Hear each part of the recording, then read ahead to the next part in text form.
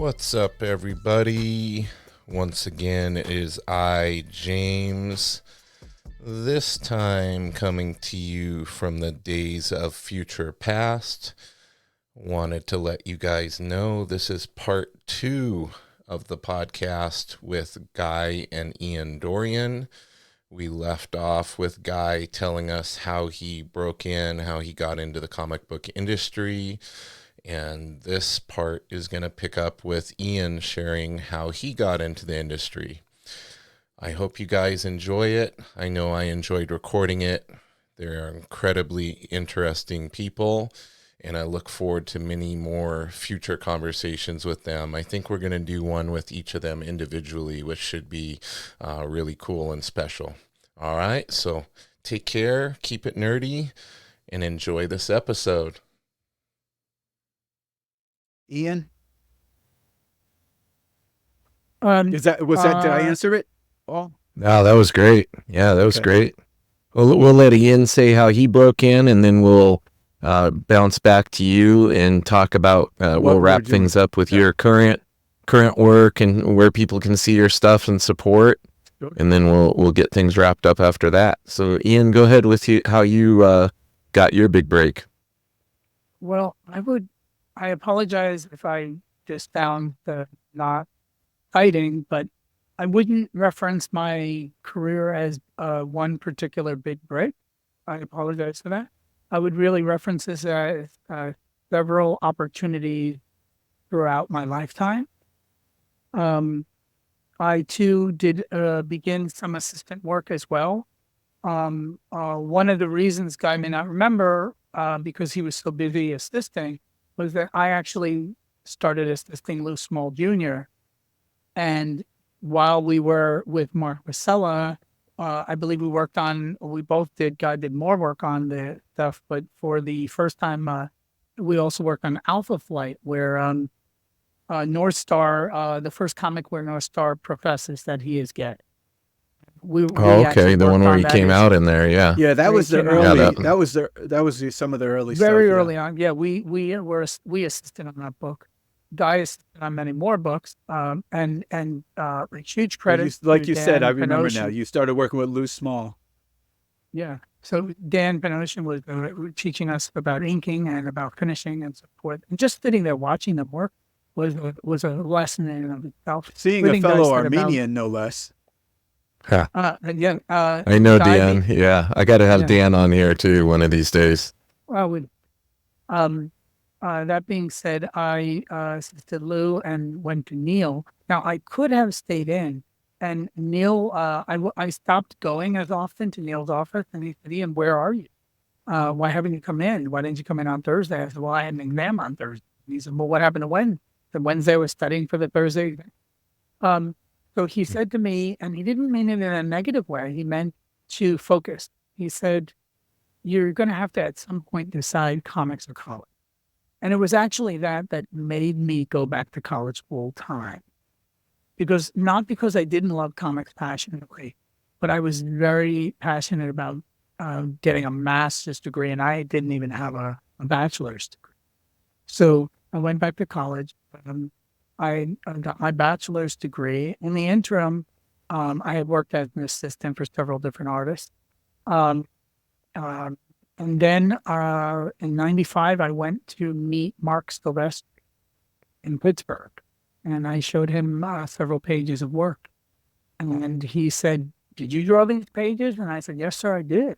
I said, as a matter of fact, if you'd like, I have a pencil. I can draw it for you right now. And he said, well, I could use another artist on my team.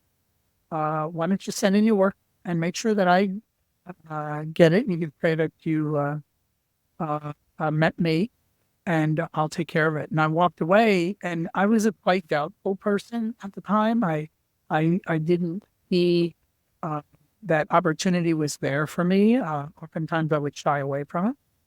And someone grabbed my arm, and it was a blonde-haired woman, I believe the woman who either at the time or in the future became his wife. And she said, you are going to send your work in to Mark, right? And I said, I might. And she said, well, if he's saying this to you, he's not lying. He will hire you. So I would have gone to Image in 95. But that is the exact year I decided to go back to college because I was standing at a precipice. I had to make a choice before I either went off the edge or went back. And so I went to college. I got my bachelor's degree, and then I went to graduate school for my master's. When I got into my master's, before I went in for my master's, by the way, I didn't use any illustration work. To get my master's, I had read several books on quantum mechanics, and one of the books was for lay people, and it was written by Dr. Brian Greene, and it was called The Elegant Universe. And I called Dr. Greene to discuss the book with him and tell him that I was doing. He was in Columbia University; he may still be there. I told him that I would like to do artwork, kinetic objects with sound and color and light, that would describe the notions of ideas that he expresses in his work, in his writings. And he approved my work, and I sent it out, and I got into graduate school as a videographer and sculptor, doing 4D, which is video pieces based on quantum mechanics. I spent 2 years there. Oh, very cool. Yeah, I spent 2 years there. I showed at my work at the end of the 2 years when I got my master's, showed at the museum, the Delaware Museum of Contemporary Art. And I was offered a show there, and I showed there. I became a professor, and I moved back to Jersey, and I taught at the Cubert School and other places. But before the Cubert School, I had the opportunity to, the Art Directors Guild of Jersey, New York, asked me to draw a comic book because someone had heard I work doing comics. I said, oh, well, I was an assistant years ago, and when I had opportunities, but I didn't go after it. So I drew a comic for them, which was not the best, to say the least. I hadn't drawn in several years. I had been a sculptor for many years at that point. But I loved the energy, I loved that it was not in the same way academic and so forth. And I could just do it and revive my interests. And so I applied to the Joe Kubert School to be a teacher, and I got accepted to be an instructor. And that was kind of like me going back to school in a way and going back to comics. That really helped me meet other artists. And I started assisting Rags Morales. I was assisting Mark Texeira, Ghost Rider, Punisher. And they taught me a lot of things, really got my leg back, with comic books. And only a few years later, Guy and I teamed up with Matthew Pilata, who was my dearest friend. And I was working for him for a government organization. And they, Matt always wanted to work in entertainment. And so we started a separate division of the company called PKMM Entertainment. And Guy came on as well as I did in multiple fashions, first inking over my work and then doing his own books as well as I did my own book. And here's one of our books called Law of Resistance. Oh, nice. I saw some of the preview pages of that. Yeah. You can actually see beautiful. Part of one of the images here. And then that brought us back to all the other artists. And from that, I worked on Avengers Assemble character design with Guy as finisher, inker. Then I worked with a bunch of people from Capital One and Pixar.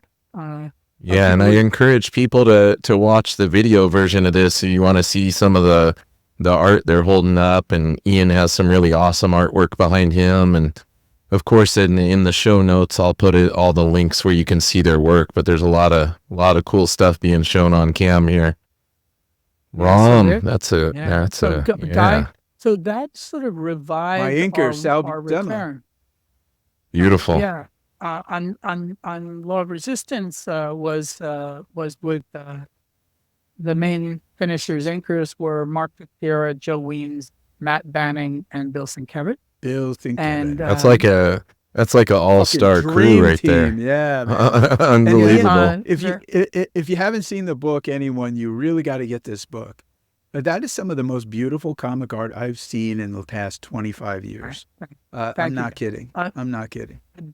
Dean White, I specifically sought after Dean White to color over the work, and he did a beautiful job.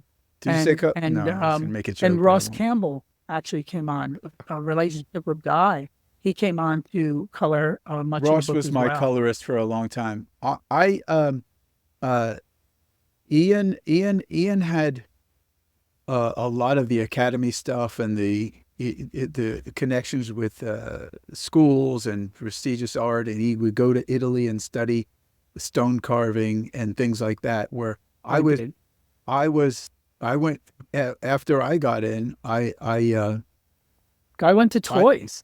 I was at the offices, and I had been working at Marvel for a few years now, and I was doing New Warriors and Night Thrasher and moving around from different, book, this story, that story, this thing.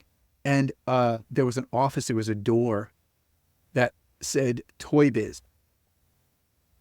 I wasn't too familiar with it at the time, because even though I didn't have any money to collect, I already had children. I had a child. And right. So I peeped my head into John's office. Yes, John Romita Sr. And I'm like, hey, John, what's that door? What is that company? The door's always closed. What is that? He said, what? The one over there? Toy Biz. And he at the time was I forget the title of that, what he did, but he was basically the art director for all the packaging. He was the head of... Yeah, creative director, art director of all that stuff. So, and they also were doing television and stuff as well, Silver Surfer, and they were, even though it was a toy company, but Marvel and them, it was all owned by Marvel and stuff. So he says, you want to meet the guys? I'm like, please? I always, if they do toys, I always wanted to do toys. So, because I that's my thing, So he knocks. You didn't have to twist your arm.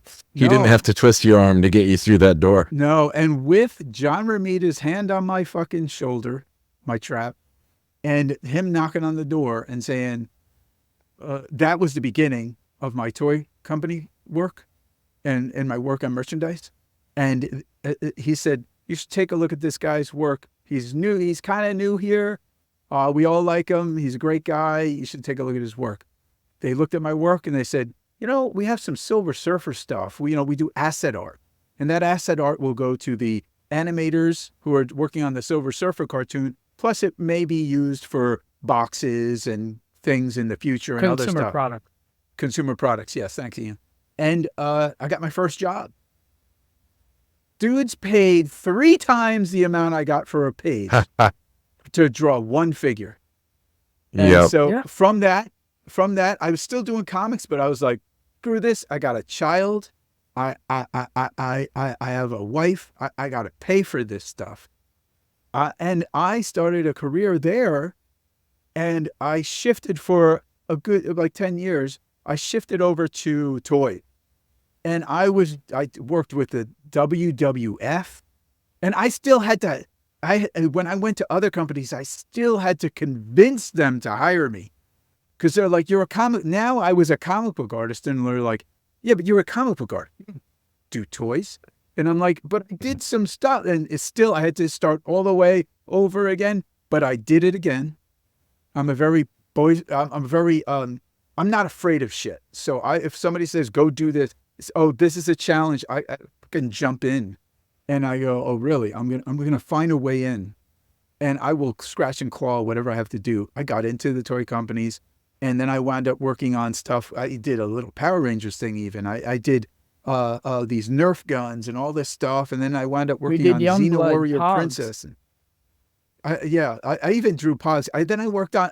They knew I did toys, and I worked on as an assistant before without any credit, but on X-Force and things like that. So they said, "Hey, Rob Liefeld's doing this one, and he hired us to do the toys for Youngblood." So I designed I believe the first ones were Bendham's. I don't know if they were the first toys or not. I think so. And so I designed all those, and they had Rob's specific covers on each one in the back. And here I am, Right. from comics, but sort of backing comics with the. And here I am being. Yeah. And I started out as an assistant on stuff that Mark took over for Rob, but Rob is still plotting those stories. So I was inadvertently working with Rob in that way. It's kind of weird. And then here I am again a few years later, and now I'm designing the toys for Rob's Youngblood. And the packaging, and I brought Ian in on some of that packaging and stuff. You gave me work and then Ian as even a colorist.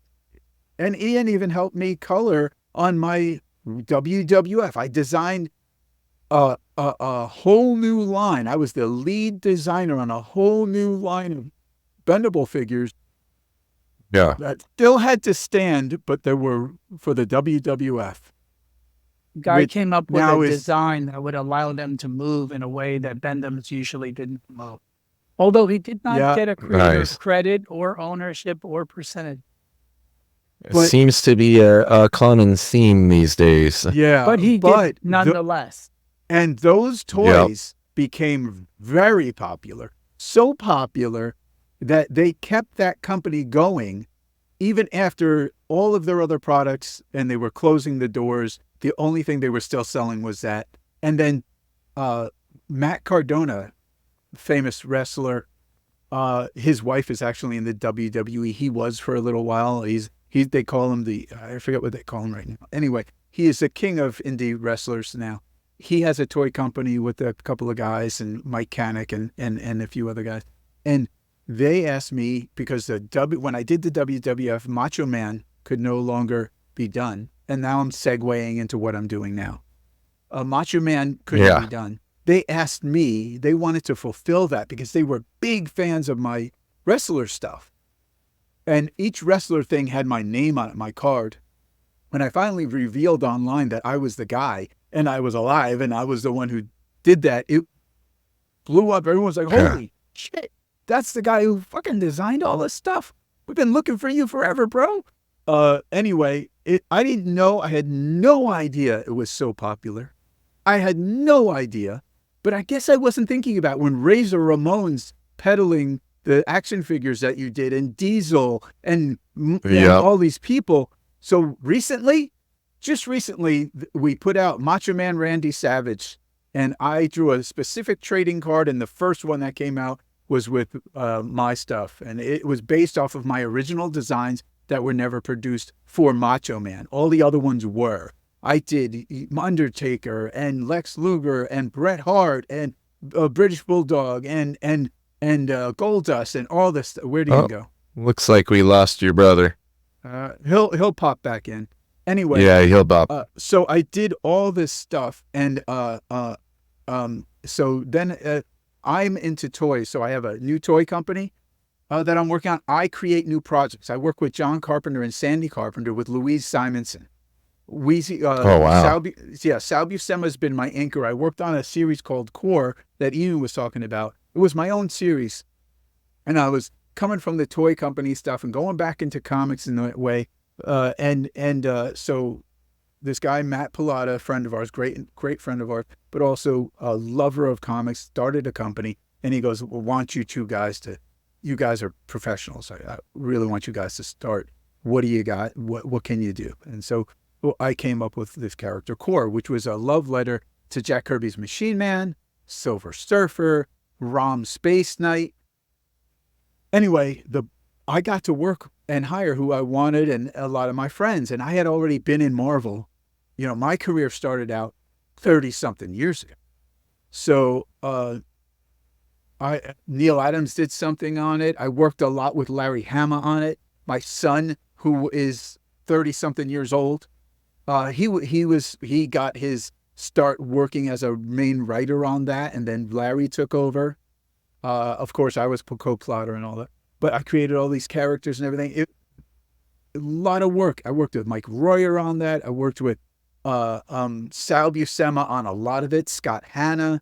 But Sal and I, Bob Wyacek in some of his last works that he did before he had the major eye problem, and Herb Trimpe's last work. But that's where Sal Buscema and I became a team. And Yeah. Bob Wyachek was having problems with his eyes. He goes, here's Sal Buscema's number. Give him a call. Sal was one of my heroes. And I became a team with Sal effing Buscema. I am still a team with Sal Buscema today. He and I work pretty exclusively together. I went and brought him with me over to John Carpenter, and Sandy Carpenter's company, Sandy's company, Storm King. And I worked on books with them and stories with them. And pretty much almost everything was inked by Sal Buscema. And as well, I brought on Scott Hanna at times. And I worked on a story with Bill Sienkiewicz. Ian got to work with Bill. I love Bill, good friends with him too. Not as long as I haven't known him as long as Ian, but we're very close. And he inked me on a story. So anyway, trying to say this all fast, we got to that, worked on that stuff. His Tales for a Halloween Night, and you can go check out Hyperbreed. Louise Simonson and I were pretty good pals, and then we decided to work together. We did an entire graphic novel for them. We did a 5-issue miniseries. Kelly Jones did a cover. Howard Chaykin did a cover. Walter Simonson did a cover. Me and Sal did a cover. Andrew Peapoy did a cover. It was just a whole star-studded thing. We did that, and then so Sal was with me on that, and then I got the chance to work on ROM. So you could go look at Hyperbreed. You can go look at the ROM series. My buddy Chris Ryall was a co-writer of Christos Gage and such. And great guys. I'm really, really tight with Chris Ryall. We worked on ROM. I got hired on ROM. It was one of my favorite heroes of all time. And I couldn't believe I'm working on ROM. But not only am I working on ROM, it just so happens my inker is fucking Sal Buscema, who's super famous for ROM. How surreal. Dude, if you would have told me when I was 11 years old that someday my favorite artist, Sal Buscema, the guy I fucking follow, I would be with ROM, that he and I would be collaborating together on the next era of ROM. So I worked on that, and then eventually Chris Ryall got the okay for us to draw a traditional ROM on Rom Dire Wraith, which you could see here. Ironically, this was a homage I did to Ivan Reyes, one of my favorite artists, with Joe Prado, who is a beautiful inker and a great guy. And I contacted Joe and Ivan and said, do you mind if I use this? But I also know that they use this. If you don't know, this was not necessarily, this pose was a Superman from Neil Adams. Yeah. Yeah. So then Ivan did it, and I was like, I want to now go from Neil to Ivan to me and Sal. And I use this on the final cover of Rom Dire Race. And it's that traditional Rom, mitten hands and all. I became pretty famous for Rom. To the fans, apparently, as they have told me many times now, I am the next coming of the Sal Buscema era. I am the ROM artist of this day. I am, from fans, thank you very much, by the way. It's very kind of everyone that I am, the most prominent known ROM guy of the era. And I tried to make sure I really fucking showed up, I can tell. Yeah, this is Chris Ryall. I drew on the cover. And then you got me over here. And then Sal Buscema down here. I drew us on the actual cover. Anyway. Amazing. So, and now, so I could finish up so Ian could talk about what he's doing, is I am working on, I got Larry Hama and I are putting together a series called Mounties vs. Werewolves. Scott Hanna will be inking on it, and a bunch of other incredible people. Hold on, I just don't want to forget. I want to say everyone that's on it, and I want to say when the campaign's going to start. So I don't want to get this wrong. But anyway, no so problem. Scott Hanna should be doing some stuff on it. Kevin Conrad will be doing some stuff on it. Mark Spears has been working on Spawn and X-Men and covers for Marvel, and he's got his own monster stuff. Incredible artist, painter. He contributed a cover. Kelly Jones is contributing a cover. Larry Hama did layouts on one of the covers, and I did the final art. And we're just it's just like this badass thing that Larry wanted to do. My son is the editor. So that's going to be coming out very soon, guys. We've been working on the campaign, and a guy named Chris Wepler, I hired in graphics. He's the main graphics guy. He's got it almost ready. And then I have a toy company that we've been working on with. I got Louise Simonson I brought on, Louise Simonson, Sal Buscema, Scott Hanna, Walter Simonson writing. I'm drawing most of the first 4 comics that come with the action figure. It's called Lost Lander. And the Kickstarter for that's going to be coming out. And these are the proof of concept figures. These are going to be action figures, and they're going to be comic books with action figures. And we have this whole story that Thomas and I put together. Thomas Chillemi is my partner. Take a look at some of these characters. Oh, that's badass. Now, Thomas had done independent comics with his own company called Azure Press, and he and I met each other through doing a signing at a store. He had Sal lives near his store, and so we got together, and I was going to be putting it together with a few other people, and then I brought it up to him because he and I got along really well, and he's an independent guy who I felt could explore and broaden. And sometimes you meet someone, and everyone, there's a lot of guys who tell me only work with the big guys all the time, but I work with the big guys all the time. There are other people out there who could be big guys that you just don't know about until they get their shot with the big guys. Now, Thomas had some great ideas and everything like that, but I already was putting together something. He and I got together, started talking, and it evolved into something different. We came up with Lost Landers, and I'll just show a few more of the figures. They've been selling at conventions now. This guy's based off of me, actually. How funny is that? Nice. And it's not narcissism. It just makes sense. Here's one of the villains. Let me just put this up close. So his name is Slosh. And we've got some really cool stuff. So it'll be Lost Landers coming out soon. The Kickstarter for that. Again, Wheezy, Walter, Chris Ryall wrote a story. It's a really crazy, interesting cast of characters. And it's made for kids as well as adult collectors who we look at it this way. It's not necessarily retro, but what it is it should have been a series in the 80s on TV. It didn't come out, but then we developed it for today's times, but it's still targeted towards as 10 and 12-year-olds, 9, 10, 12, 14 year-olds, and adult collectors like myself. And then you got Mounties vs. Werewolves. So look for Mounties vs. Werewolves first in the next 3 weeks to 4 weeks, and then look for Lost Lander. And I have other projects that I can't even fucking remember right now. So Ian, you can go. Perfect. And what I'll do is any links you want to send me, I will put them in the show notes for both on YouTube and the podcast audio version as well. So anything that you forgot, just send them to me after the fact and we'll get them in there. I'll just say that I can't say what they are, but my son, myself, my company is called Good Alien. Louise Simonson is one of the main members.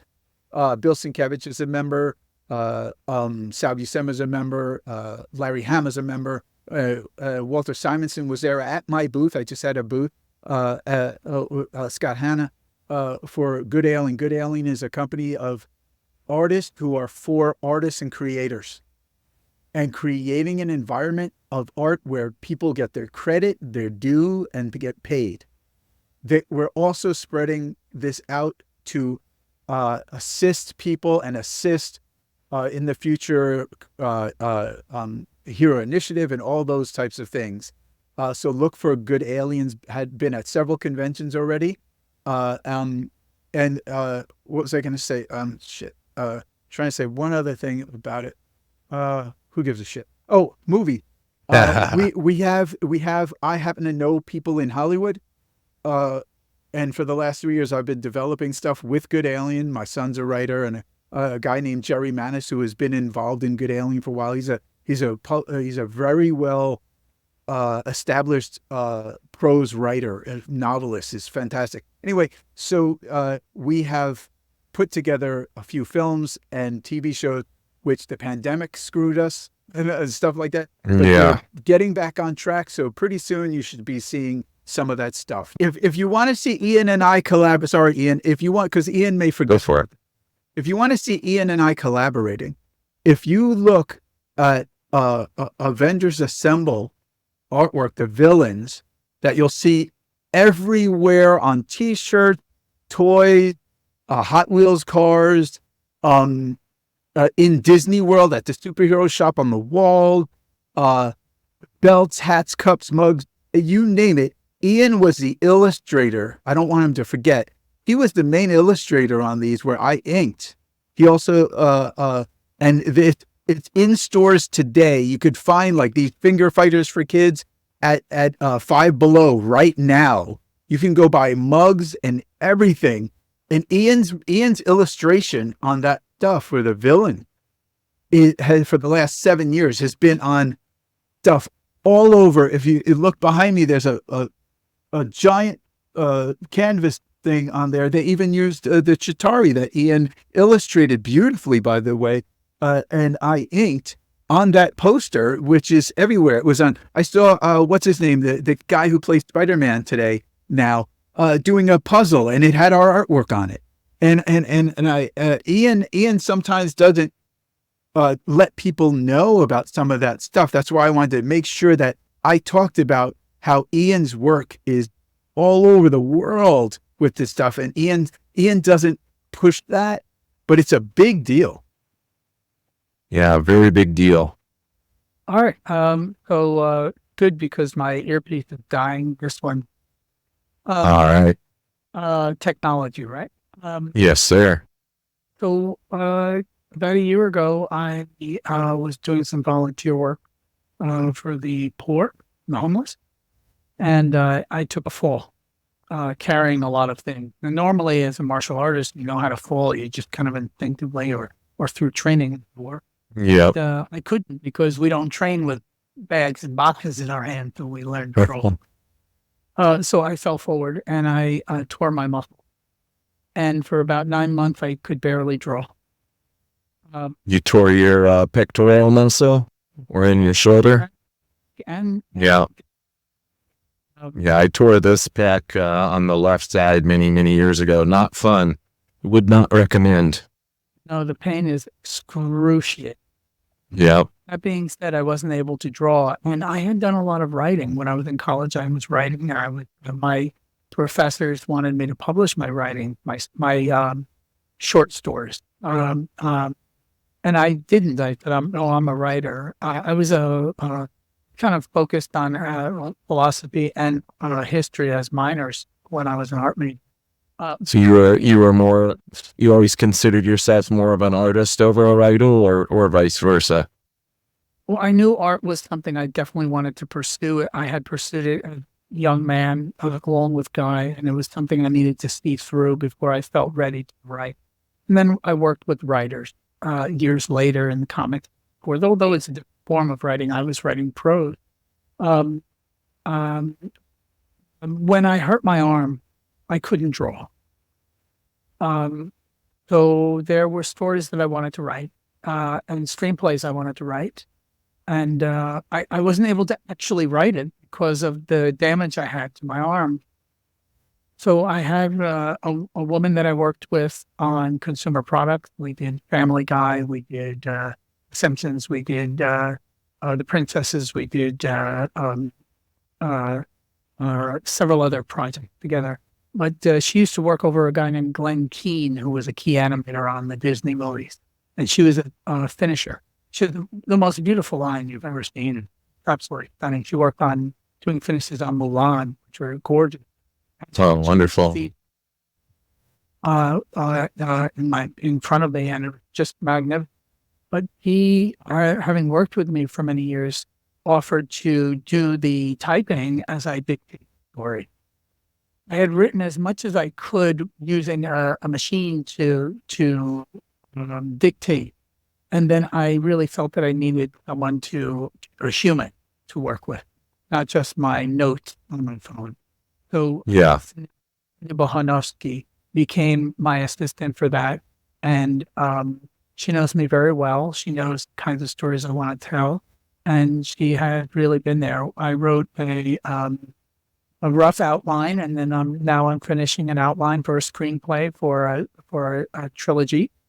I've presented it to several actors, and I have gotten a very strong response from a majority of the main actors. That's awesome. With an animation studio in Pasadena, a boutique studio, and they said they love my idea, my concept, and they want to help me make it into not only a live action production, but adult animated production. And so essentially, I'm mostly writing these. Okay. And now I'm at the stage where my arm is recovered. I am unfortunately dealing with sciatica, which makes it very hard to do, right? Yeah, excruciating. But I'm coming out of that, luckily. Otherwise, I wouldn't have been able to do the interview. But I only mention it because Guy taught me years ago not to hide the challenges you have, but then it could inspire other people. Definitely. If you share those challenges and yet you still show that you can. It was a big lesson I learned from my brother. That being said, so I've been spending a lot of my time meeting with actors, meeting with agents, going to visit them. When the actor comes to the state, to California, I live in Southern California. I live in Glendale. When the actors come, I go to the shows to speak with them directly, or with their agent. The agents are available to speak with me, and I just to get their vibe, their interest, not to do any business deal, but to see their interest. And some of them have been friends of mine for years, and that's why I would speak with them directly. And so now I'm at the part where I'm now refining the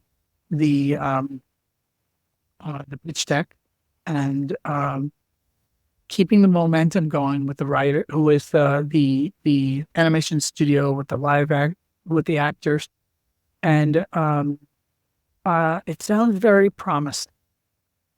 I do intend to continue as an artist, but as well, and I want people to know that my goal has always been, actually, since I was even younger, Guy and I made a lot of films together. We did films, and I did theater. I did stage. I was a dancer, actually, for several years.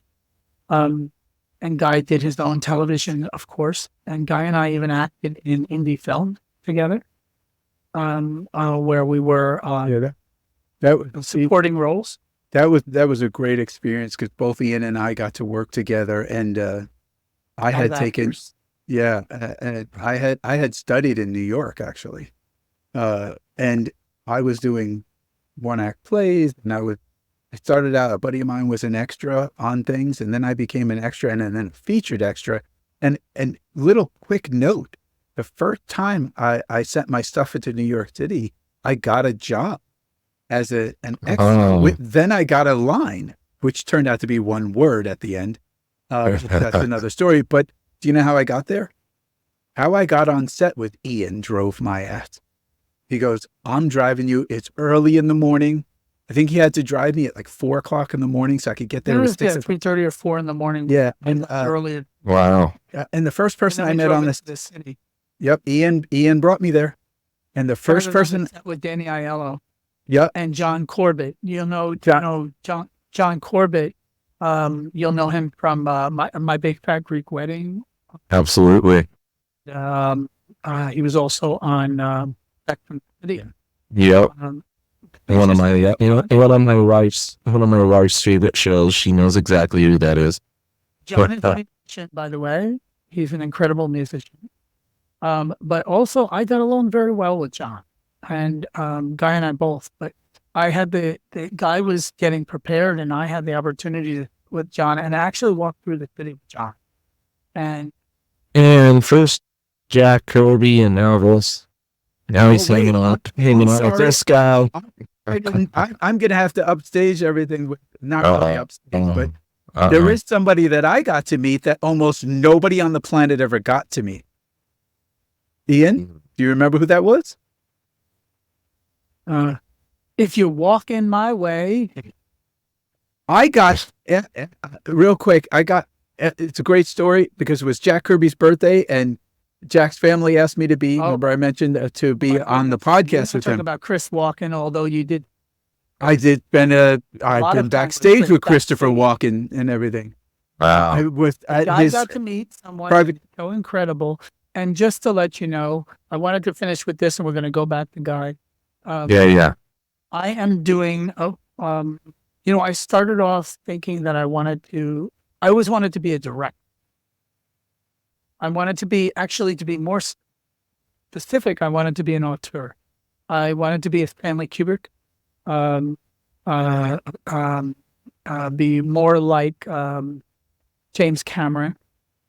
James was a truck driver, and James could draw. And Ridley Scott, James Cameron, Hitchcock, they were all artists.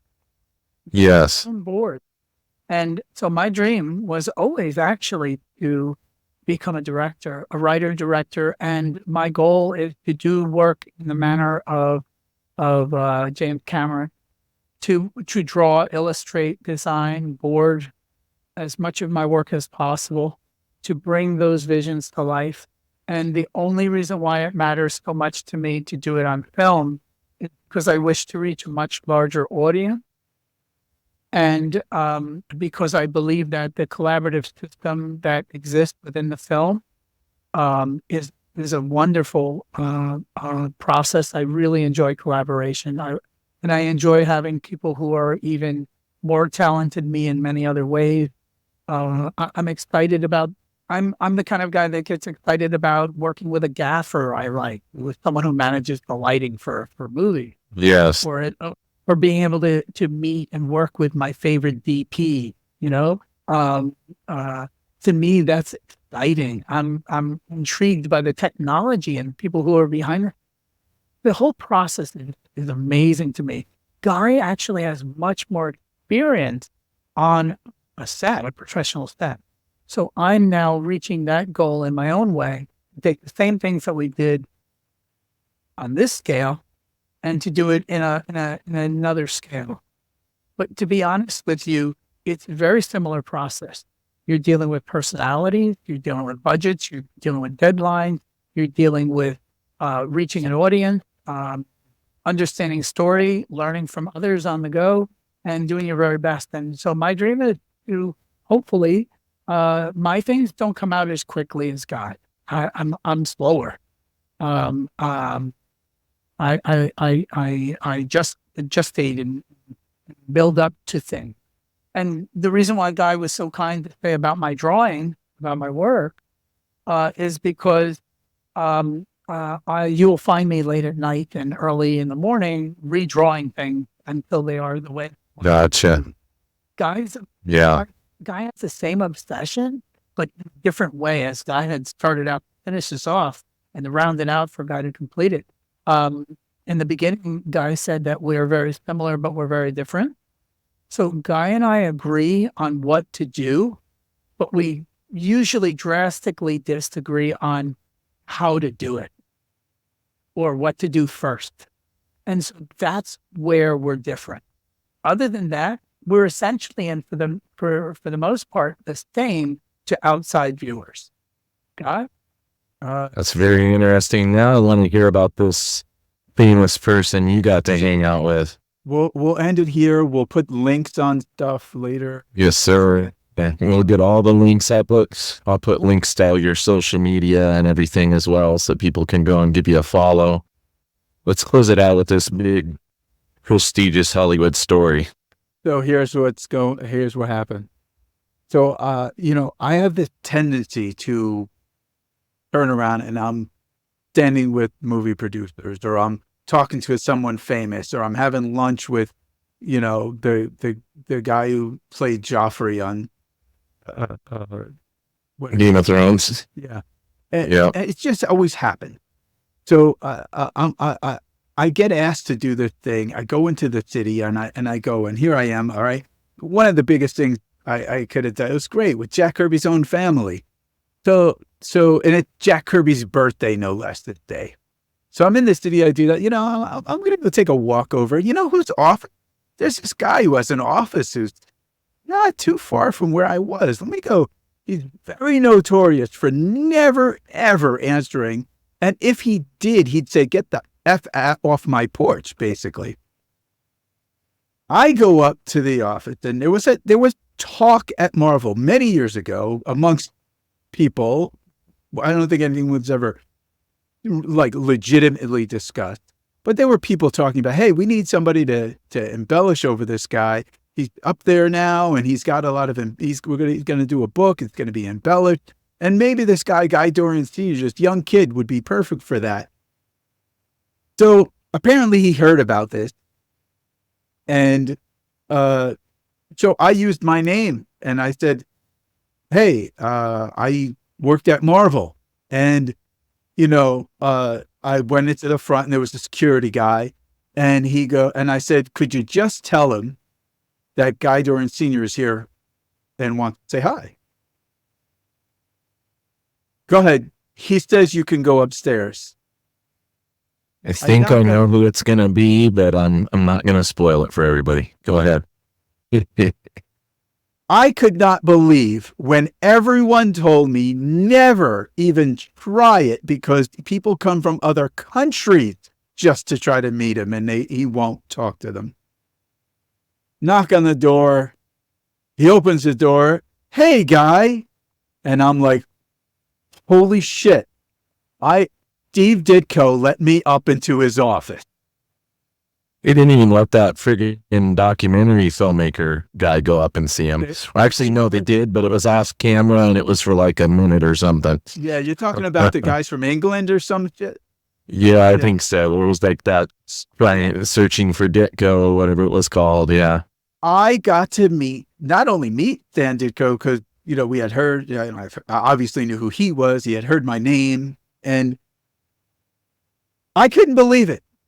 Standing here with Steve Ditko, the creator of Spider-Man, Doctor Strange, and the icon and the recluse who did not want to talk to anyone ever.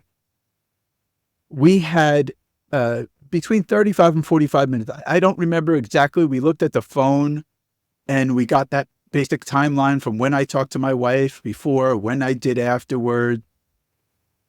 But I had this private time with Steve Ditko at his studio. It's just unbelievable. And here I am, and that whole time we talked about art. And he and I talked about why, because I can write, I can draw, I can ink, I can do anything I want. Ian and I were always, if it's art, we could do it. If we don't know it, we can learn it. We'll learn it faster than everyone else, and we'll get ourselves to a professional level at a super fast fucking rate. It's just, we can't sing you a song, but if it's art, right, Ian? It doesn't matter. We could do it. It's about that hyper focus again.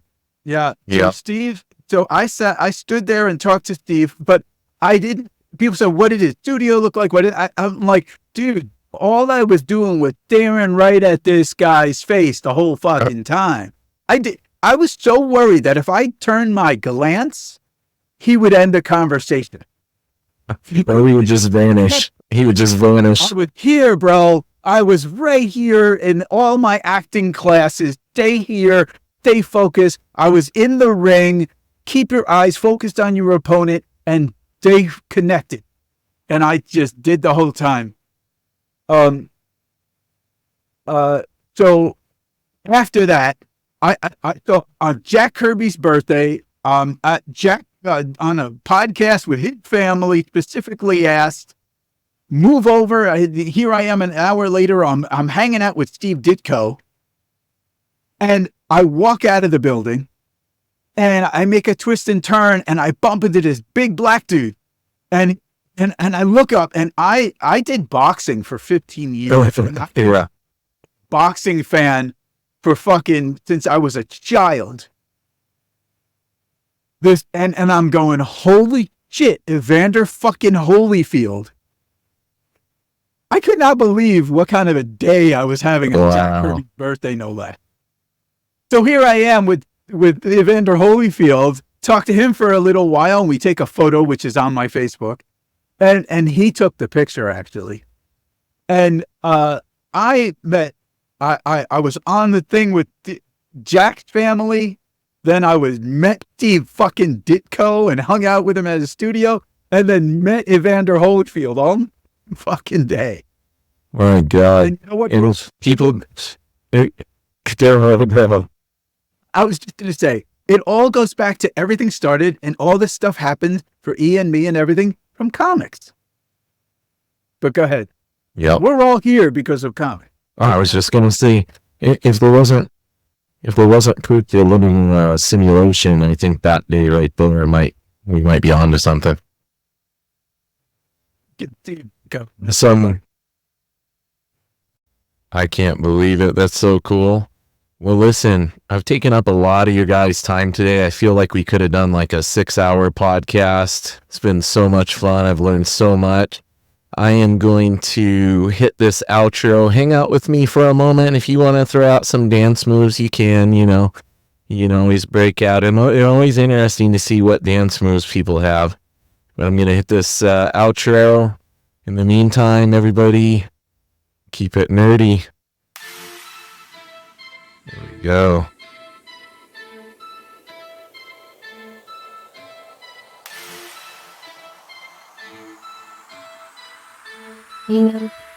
What are we working with? We got some Raise the Roof for you guys old school, some YMCA. Oh, there we go. I like that. That's pretty smooth. Working the shredders, even though the injury's low, he's still working it. Awesome, gentlemen.